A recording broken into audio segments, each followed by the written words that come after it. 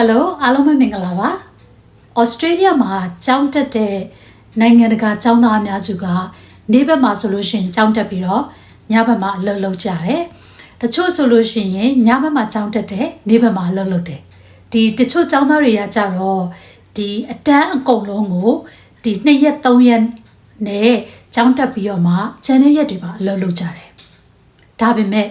ဒီထက်ပိုပြီးတော့မှစမတ်ကြတဲ့နီလန်းရှိတယ်ဆိုရင်ရောပတ်စံပိုရဖို့အစစ်အမှန်အခွင့်အလမ်းတွေကိုပိုင်ဆိုင်ဖို့နောက်ပြီးကျောင်းပြီးတော့တဲ့အချိန်မှာ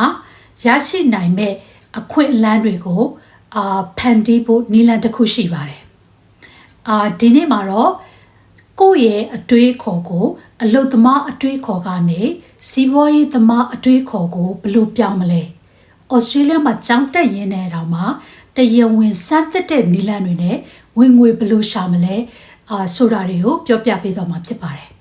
။နောက်ပြီးကျောင်းသားအများစုသတိမထားမိတဲ့ဒီအခွန်အကြောင်းတွေကိုပါရှင်းလင်းပြောပြပေးတော့မှာဖြစ်တဲ့အတွက်ကြောင့်မလို့နားထောင်ကြည့်ပါ။